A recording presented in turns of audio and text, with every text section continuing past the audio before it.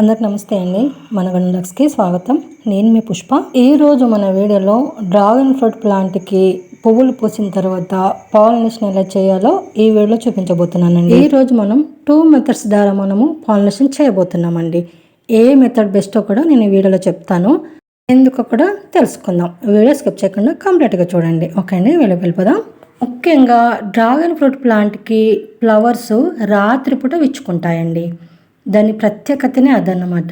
ఎందుకు అంటే రాత్రి సమయంలో టెంపరేచర్ చాలా తక్కువగా ఉంటుందండి, కూల్గా ఉంటుంది కదా వెదరు. కాబట్టి ఈ పువ్వులు ఆ కూల్గా ఆ చల్లదనంలోనే బాగా తెరుచుకుంటాయి అన్నమాట. అలా రాత్రిపూట కొన్ని పురుగులు, కొన్ని పక్షులు, గబ్బిలాలు అలాంటివి రాత్రిపూట చాలా యాక్టివ్గా ఉంటాయండి, చురుగ్గా ఉంటాయి అన్నమాట. వాటి వల్ల సెల్ఫ్ పాలినేషన్ అనేది జరుగుతుంది. కాబట్టి కొన్ని ఫ్లవర్స్ రాత్రిపూటనే వికసిస్తాయి అన్నమాట. ఈ డ్రాగన్ ఫ్రూట్ ప్లాంట్ కూడా నైట్ బ్లూమింగ్ ప్లాంటే కాబట్టి పువ్వులు రాత్రిపూటనే విచ్చుకుంటాయి. ఈ ఫ్లవర్స్ మనకు 7 గంటల నుంచి, సాయంత్రం 7 గంటల నుంచి కొద్దిగా విప్పడం స్టార్ట్ అవుతాయి అన్నమాట. రాత్రి 11 వరకు కంప్లీట్గా ఫ్లవర్ విప్పుతుందండి, విచ్చుకుంటుంది. డ్రాగన్ ఫ్రూట్ ఫ్లవర్ మనకు 11 గంటలకు పువ్వు విచ్చుకొని కంప్లీట్గా విచ్చుకొని మార్నింగ్ 6 గంటల వరకు అలా కంప్లీట్గా పువ్వు విప్పిందే ఉంటుందండి. తర్వాత 6 గంటల తర్వాత, ఉదయం 6 గంటల తర్వాత కొద్దిగా మళ్ళీ మూసుకుపోతుంది అనమాట, క్లోజ్ అయిపోతుంది ఫ్లవర్. కాబట్టి మనము ఈ డ్రాగన్ ఫ్రూట్ ఫ్లవర్కి ముఖ్యంగా రాత్రిపూటనే పాలినేషన్ చేస్తామండి, హ్యాండ్ పాలినేషన్ చేస్తామన్నమాట. ఎందుకంటే ఇది పండ్ల మొక్క కాబట్టి మనము పాలినేషన్ చేయడం వల్ల మంచి రిజల్ట్ వస్తుంది. కాబట్టి కంపల్సరీ పాలినేషన్ చేయాలా, అది రాత్రి టైంలోనే చేయాలా, పువ్వు వికసించి ఉన్న సమయంలోనే చేయాల్సి ఉంటుంది అన్నమాట. చూడండి, ఇప్పుడు రాత్రి 8 అవుతుందన్నమాట. ఇప్పుడు మనకు ఫ్లవర్ ఓపెన్ అవుతుంది అన్నమాట. ఇప్పుడు స్టార్ట్ అవుతుంది. ఒక 10 గంటల వరకు కంప్లీట్గా ఓపెన్ అవుతుందండి. మనము చూస్తే 11 వరకు కూడా వెయిట్ చేయాల్సిన అవసరం లేదనమాట. 10 గంటలకే పువ్వు బాగా విప్పుతుంది. చూడండి, 10 అవుతుందండి.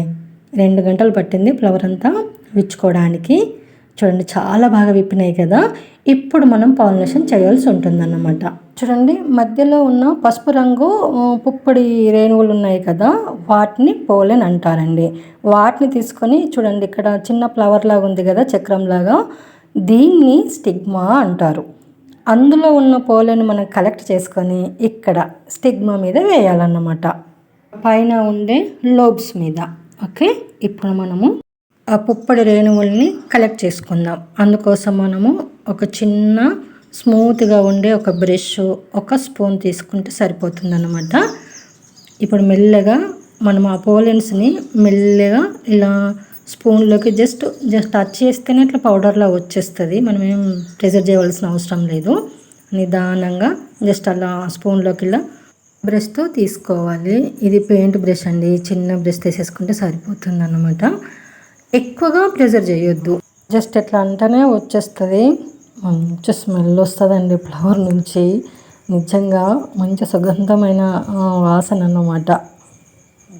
చూడండి, ఇలా మనకు సన్నగా పౌడర్ లాగా వస్తుంది. ఇప్పుడు దీన్ని మనం స్టిగ్మా మీద వేసేద్దాం. అయితే మనం ముందుగా క్రాస్ పాలినేషన్ చేద్దామండి. అది ఎలాగంటే, క్రాస్ పాలినేషన్ అంటే ఈ ఫ్లవర్ పుప్పొడి రేణువుల్ని ఇంకొక ఫ్లవర్ మీద. చాలా మందికి క్రాస్ పాలినేషన్ అంటే తెలుసు, కానీ తెలియని వాళ్ళ కోసం ఈ వీడియో. బిగినర్స్ ఉంటారు కదా, వాళ్ళకు ఉపయోగపడుతుందండి. అయితే మన చెట్టుకు 3 ఫ్లవర్లు విచ్చుకున్నాయి, 3 పువ్వులు విచ్చుకున్నాయి. ఇప్పుడు మనం మొదటి ఫ్లవర్ నుంచి పోలెన్స్ అంతా కలెక్ట్ చేసుకున్నాం కదా స్పూన్లోకి. ఇప్పుడు కలెక్ట్ చేసుకున్న ఈ పోలెన్స్ని, ఈ పుప్పొడి రేణువుల్ని మనము రెండో పువ్వు స్టిగ్మా మీద వేయాలన్నమాట. ఓకే, ఇప్పుడు నేను రెండో ఫ్లవరు స్టిగ్మా మీద వేస్తున్నాను. చూడండి, స్టిగ్మా మధ్యలో చిన్న హోల్లాగా ఉంటుంది. ఆ హోల్ క్లోజ్ అయ్యేలాగా ఆ హోల్ మీద వేసి కొంచెం నిదానంగా జస్ట్ బ్రష్తో రుద్దాలి. నిదానంగా స్లోగా జస్ట్ అంతే. చూడండి, కంప్లీట్గా పడిందన్నమాట. ఇది క్రాస్ పాలినేషన్. ఇప్పుడు మీకు క్లియర్గా అర్థమయ్యేలాగా చెప్తా. మొదటి పువ్వు పుప్పు రేణులు తీసుకొని, పోలెన్స్ని తీసుకొని రెండో పువ్వు స్టిగ్మా మీద వేసాం కదా. ఇప్పుడు రెండో పువ్వు పోలెన్స్ని కలెక్ట్ చేసుకొని మూడో పువ్వు మీద వేస్తాం. మూడో పువ్వు పోలెన్స్ని కలెక్ట్ చేసుకొని మొదటి పువ్వు మీద వేస్తాం. అర్థమైందని అనుకుంటున్నాను. అర్థం కాకపోతే ఇంకోసారి చెప్తాను. మన చెట్టుకి ఇప్పుడు 3 ఫ్లవర్లు విచ్చుకున్నాయి. 1, 2, 3. మొదటి పువ్వు నుంచి పోలెన్స్ కలెక్ట్ చేసుకొని రెండో ఫ్లవర్ స్టిగ్మా మీద వేశాను. ఇప్పుడు రెండో ఫ్లవర్ నుంచి పోలెన్స్ కలెక్ట్ చేస్తున్నాను. మూడో ఫ్లవర్ స్టిగ్మా మీద వేస్తాను. ఇది రెండో ఫ్లవర్ పోలెన్ కలెక్షన్ అన్నమాట. చూడండి ఎంత వచ్చింది.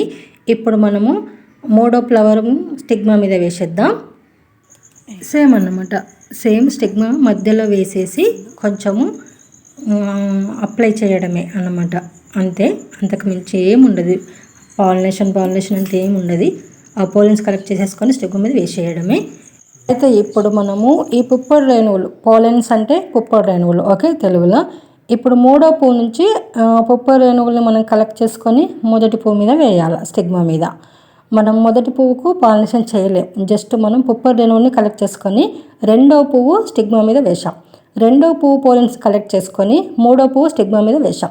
ఇప్పుడు మూడో పువ్వు పోలెన్స్ కలెక్ట్ చేసుకొని మొదటి పువ్వు స్టిగ్మా మీద వేయాలి. దీన్ని క్రాస్ పాలినేషన్ అంటారు. ఇంకా ఈ క్రాస్ పాలినేషన్లో ఇంకొక పద్ధతి కూడా చేయొచ్చు. అదేంటి అంటే, మన గార్డెన్లో 2 డ్రాగన్ ఫ్రూట్ ప్లాంట్స్ ఉన్నాయి అనుకో. ఒక ప్లాంట్కు వచ్చిన పువ్వుల పుప్పొడి రేణువులు తీసుకొని ఇంకొక చెట్టుకు పూసిన ఫ్లవర్ స్టిగ్మా మీద వేయడం. రెండో చెట్టుకు పూసిన పువ్వు యొక్క పోలెన్స్ కలెక్ట్ చేసుకొని మొదటి చెట్టు పువ్వు యొక్క స్టిగ్మా మీద వేయడం. ఇలా ఎన్ని పువ్వులు ఉంటే అన్ని పువ్వులకు ఈ 2 చెట్ల మధ్యలో కూడా పాలినేషన్ జరపవచ్చు అన్నమాట. నార్మల్గా మనము పాలినేషన్ అంటే ఎలా చేస్తాం? ఏ పువ్వు పూస్తే ఆ పువ్వు యొక్క పుప్పొడి రేణువులు తీసుకొని ఆ పువ్వు స్టిగ్మా మీద వేస్తాం. ఇది నార్మల్గా అందరం చేసే పద్ధతి. కానీ దీనివల్ల క్రాస్ పాలినేషన్ వల్ల సెల్ఫ్ పాలినేషన్ కంటే బెస్ట్ రిజల్ట్ ఉంటుందన్నమాట. అది ఎలాగో చెప్పే ముందు మనం ఇలా పాలినేషన్ చేసిన వెంటనే మొత్తం ఫ్లవర్ అంతా దగ్గరికి అనేసి ఇలాంటి రబ్బర్ బ్యాండ్స్ ఉంటాయి కదండి, అవి వేసేసేయాలి. మనం వెంటనే వేసేసేయాలన్నమాట. మరీ టైట్గా వేయకుండా జస్ట్ ఒక 2 రౌండ్లు వేసేస్తే ఫ్లవర్ను పట్టేసుకుంటుంది. ఒక్కటే చుట్టూ వేసినా అస్సలు ఆగదు ఫ్లవరు, మొత్తం ఇట్లా ఓపెన్ అయిపోతుంది అన్నమాట. సో 2 చుట్లు వేసేసి అలా వదిలేయాలి. మళ్ళీ మనం ముట్టకూడదండి. పాలినేషన్ చేసిన తర్వాత మనం హ్యాండ్తో ముట్టకూడదు ఫ్లవర్ని కానీ, ఆ పుప్పొడిని కానీ, ఆ స్టిగ్మాని కానీ. కాబట్టి వెంటనే క్లోజ్ చేసేసేయాలి మనం రబ్బర్ బ్యాండ్తో. ఎన్ని పువ్వులు ఉంటే అన్ని పువ్వులకి మనం అందరం చేసే హ్యాండ్ సెల్ఫ్ పాలినేషన్ ఎలా చేయాలో కూడా చూపిస్తాను. అలాగే పిందెలు రాలిపోకుండా పిందె కాయగా మారి కాయ పండుగ మారాలంటే కూడా ఏం చేయాలో కూడా జాగ్రత్తలు చెప్తాను. ఇప్పుడైతే మనం అన్ని ఫ్లవర్స్కి పాలినేషన్ చేసేసుకున్నాం కదా. 3 ఫ్లవర్స్కి అన్ని 3 ఫ్లవర్స్కి కూడా నేను ఇలా రబ్బర్ బ్యాండ్ వేసేసాను అన్నమాట. చూడండి, అక్కడ ఫ్రూట్ అవుతుందండి మనకు. అక్కడ ఫ్రూట్ అయ్యి మనకు ఇలా పాలినేషన్ చేసిన వెంటనే మనం ఇలా క్లోజ్ చేసేస్తాం కదా. మార్నింగ్ మొత్తం ఇది వాడిపోతుంది అనమాట. మొగ్గ వాడిపోయి ఆ వెనుక భాగం ఉంది కదా, అక్కడ మనకు కాయ తయారవుతుందండి. అక్కడ సైజు పెరుగుతుందా లేదా గమనించుకోవాలన్నమాట మనం. ఫస్ట్ రోజు 3 పువ్వులు విచ్చుకున్నాయండి మన చెట్టుకి. సెకండ్ రోజు 6 పువ్వులు విచ్చుకున్నాయి. చూడండి, ఇది సెకండ్ డే అన్నమాట. మొగ్గలు రెడీగా ఉన్నాయండి. ఎంత అందమైన మొగ్గ, ఎంత అందమైన పువ్వు, ఎంత అందమైన పండు. అసలు డ్రాగన్ ఫ్రూట్కు చిన్న బర్డ్ నుంచి ఆ పండు వరకు ఆ జర్నీ 45 డేస్ జర్నీ అండి. చిన్న బర్డ్ స్టార్ట్ అయిన నుంచి మనకు పండు తయారై హార్వెస్ట్కి వచ్చేంత వరకు 45 రోజుల కాలం పడుతుందన్నమాట. మనకు పువ్వు ఇప్పడానికి 20 డేస్ పడితే పువ్వు నుంచి పండు తయారవ్వడానికి మళ్ళీ 25 డేస్ పడుతుందండి. 45 డేస్ జర్నీ అన్నమాట ఈ డ్రాగన్ ఫ్రూట్ ఫ్లవర్ది అండ్ ఫ్రూట్ది. చూడండి, మనం రాత్రి పాలినేషన్ చేసిన మొగ్గనేమో మొత్తం బెండ్ అయిపోయింది, వాడిపోయింది అన్నమాట. అది ఇంకొక 2-3 రోజులలో మొత్తము ఎండిపోతుందండి. ఎండిపోయిన తర్వాత మనం తీసేసేయాలి, దాన్ని ఉంచకూడదన్నమాట. ఆ పైన ఉన్న మొగ్గని మాత్రమే తీసేసేయాలి. కాయ అప్పటికల్లా రెడీ అయిపోతుంది. ఇవేమో ఈరోజు విచ్చుకోబోతున్న మొగ్గలు అన్నమాట. ఓకే అండి, ఇప్పుడు మనం సెల్ఫ్ హ్యాండ్ పాలినేషన్ ఎలా చేయాలో చూసేద్దాం. రెండో మెథడ్. ఎగ్జాక్ట్లీ 10 అవుతుందండి. ఇప్పుడు 10 గంటలకు కంప్లీట్గా విచ్చుకున్నాయి. అయితే మనము క్రాస్ పాలినేషన్ చేసిన, మనము హ్యాండ్ సెల్ఫ్ పాలినేషన్ చేసిన 9 గంటల నుంచి 11 మధ్యలో చేస్తే బెస్ట్ రిజల్ట్ అండి. నేనైతే 10 నుంచి 11 మధ్యలో చేయమని చెప్తానన్నమాట. ఎందుకంటే అప్పుడు పువ్వు కంప్లీట్గా విచ్చుకుంటుంది కాబట్టి. ఎప్పుడైనా ఫ్లవర్ కంప్లీట్గా విచ్చుకున్న తర్వాత మనం పాలినేషన్ చేస్తేనే మనకు బెస్ట్ రిజల్ట్ వస్తుందండి. చూడండి, ఇంటి నిండా పువ్వులే కనుల విందుగా ఉన్నాయి. అసలు నిజంగా అసలు తనివి తీరట్లేదండి చూస్తుంటే. పాలినేషన్ చేయబుద్ధి అవ్వట్లేదండి. ఎందుకంటే మళ్ళీ పాలినేషన్ చేసిన వెంటనే రబ్బర్ బ్యాండ్ వేసేసేయాలి కదా. సో వీటిని మిస్ అయిపోతాం. మళ్ళా నెక్స్ట్ ఇయర్ వరకండి. నిజంగా వెయిటింగ్ అనమాట నేనైతే ఈ ఫ్లవర్స్ కోసం. బ్రహ్మకమలం పువ్వులాగా ఉంటాయండి. అంత అందమైన పువ్వు, నాకు చాలా ఇష్టమైన పువ్వు. నేను బాగా వెయిటింగ్ చేసే మూమెంట్ అన్నమాట ఇది. ఓకే, బాగా ఎక్కువ అయిపోయింది కదన్నది. సరే, మనం సెకండ్ పాలినేషన్ చూద్దాం.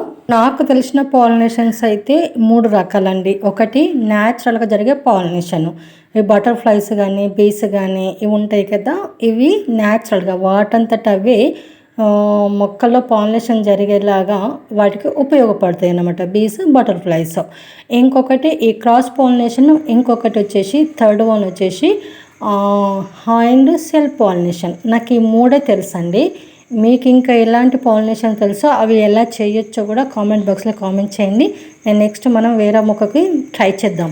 ఓకే అండి, ఇప్పుడు సేమ్ మనం ఒక స్పూన్ తీసుకున్నాం, ఒక చిన్న బ్రష్ తీసుకున్నాం, మధ్యలో ఫ్లవర్ మధ్యలో ఉన్న పాలన్స్ని కలెక్ట్ చేస్తున్నాం.